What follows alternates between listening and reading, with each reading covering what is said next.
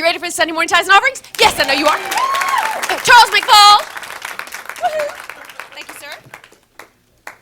Good morning, Church in the Now. Now, who heard the kids back there? I was like, how could this day be more perfect? You hadn't even announced me yet. Don't even talk about you. Come on. I heard the kids, so we're going to do some things. But I want to talk about tithes. I'm going to talk about financial peace. I'm going to tell you, we have a Dave Ramsey class coming up September 25th. It's going to run, thank you. It's going to run 9 or 10 weeks, because I know it ends right around Thanksgiving, but we are going to skip that Thanksgiving week, so don't think you're going to miss something on a holiday. I have had a few questions about what happens if you miss a class. How do we get it? We're going to have those answers soon. Those are good questions.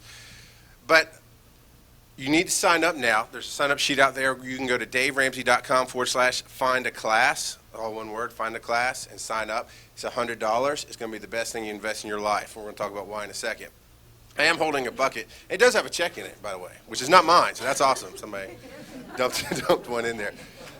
Because I get confused about tithing, because I grew up in the Baptist church, and I know the bishop's going to talk on a lot of these principles. I want to share my story a little bit about it. I'd always ask, why do we tithe? Now, I grew up in the church. I mean, we lived on the property because my dad was the preacher. We were there every time the doors opened. We grew up there. And my dad's salary, our income, was based off of what the church had. And a lot of people would always give us food, and we were taken care of, and it was good. But my mom tried to teach me tithing, which I could not comprehend, because we're giving back to the church who's giving to us. I don't understand this concept. And she would tell me, well, you have to tithe. I was like, well, why? Because you have to. I'm like, Mom, why is your voice so deep? It's scary.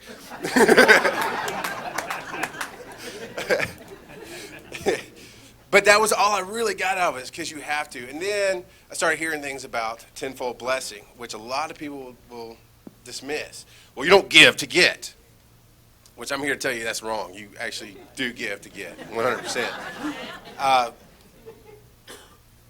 And the blessings got put away, so I still didn't understand the laws. And well, you can't make me tithe, then you can't. And recently, Bishop's been talking about cheerful giver, and he doesn't care how you give, he just needs the money. And I got that too. He's going to talk about that more. Don't think I'm throwing him under the bus. I'm just not trying to step on your message. But you have. He's been talking about just give. Well, the bank will take it anyway. So my wife and I started giving, but not tithing, a long time ago. And I have a bucket here for a reason. It's because I came out of that. I came out of it's the law, and I don't do it unless I understand it, and you can't make me do it. And I'm going to give of myself, because I was taught somewhere along the way that in the New Testament the law was getting rid of, right? Jesus said, don't worry about the law. And so then he was asking the disciples, lay down everything you have and follow me. So I'm like, okay, I'll try that path. Then we came to this church back when it was in the big building. It confused me even more, because it didn't talk about tithing. I thought it was a pay-per-view, because there were these buckets at the front, and the bishop would make a point, and he'd pause. Well, he wouldn't pose like that. He'd pause. I don't know why I did Superman. The bishop would pause, and people would come running to throw money, and I'm like, that's awesome, pay-per-view, right? You won't get the next point unless you put it in the bucket. I'm confused about giving. Which is, honestly, you can take that. Think about that model. It might work. So I didn't understand, so I started giving of myself in places, started giving of what we could afford, and the buckets went away. I don't know why that happened, but it's here today. So when he makes a point, it's here today. You can come run up. We'll put it on the corner so you don't have to run right in front of everybody. But you should. It was a good practice. I thought it was very interesting. And there's messages we get from giving. There's messages we get growing up, and that's what financial peace is going to help you get rid of. Is the messages we have about money, and about how to manage that money, and about tithing and giving, and what abundance means, and what joy means, and being happy. And my wife and I have been talking about the messages we got growing up. She grew up broke. She grew up saying, we don't have any money. We have to make all these ways to save money and do things. And then as you get married, you start comparing stories. It's like, you weren't broke.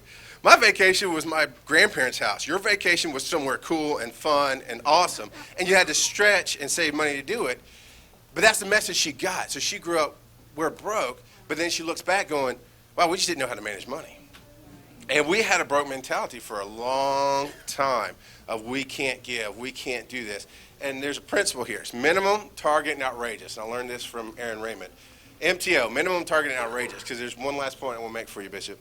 And I've been told the Falcons start at 1, so I'm supposed to wrap this up. But I don't watch football, so I don't care, right? We're gonna talk.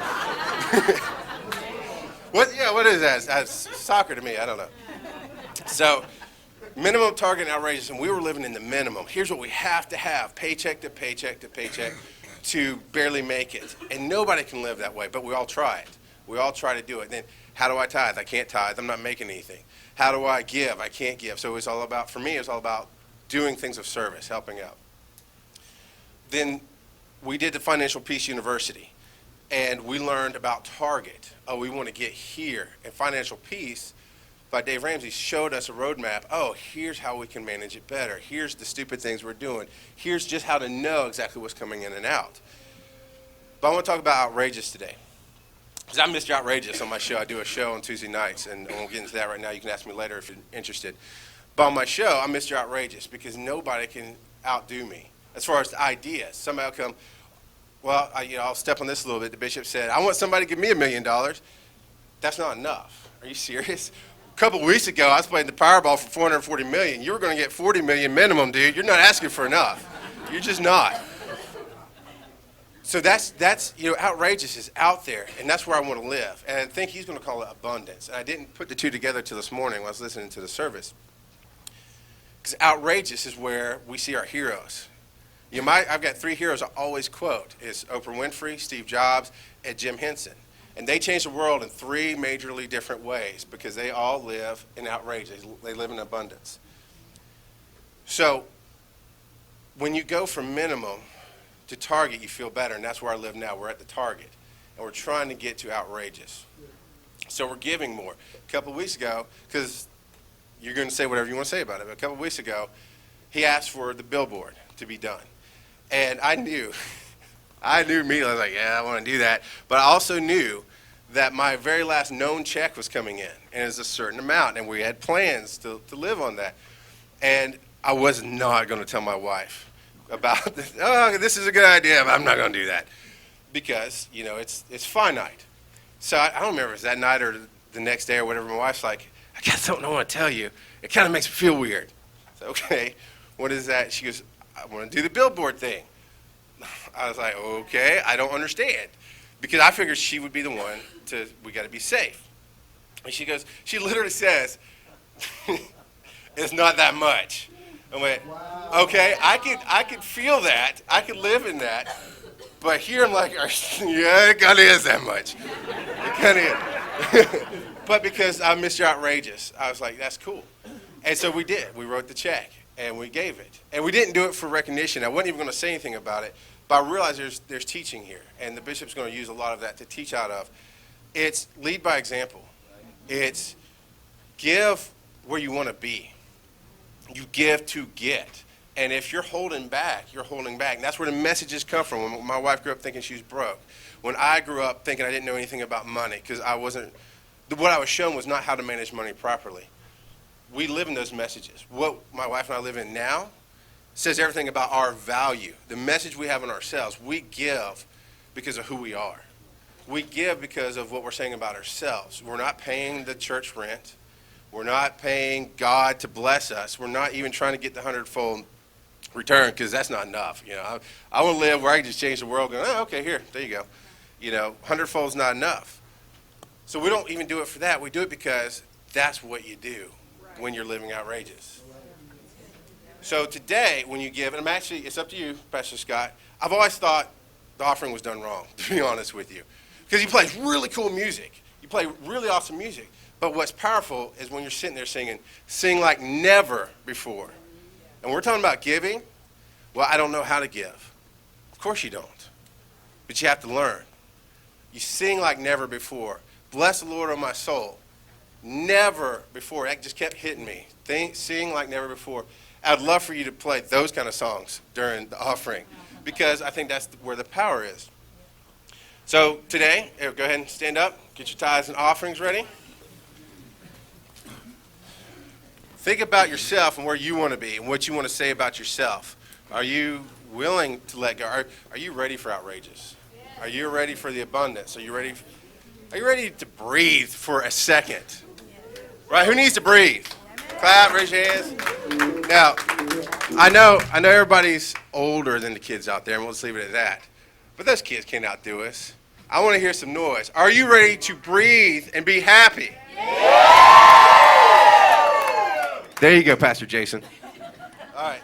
So as we get ready to, ushers, get ready to give the offering, I'm going to say this. As you give, you will get. That was what I've been taught was so wrong all my life, but that's really what you do. You help others be awesome because you end up being awesome doing that. As you give, you will get. Go ahead and pass the buckets.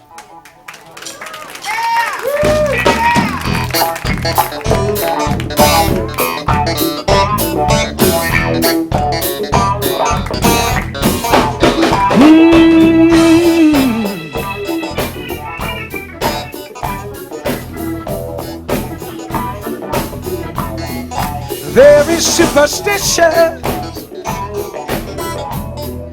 writing on the wall.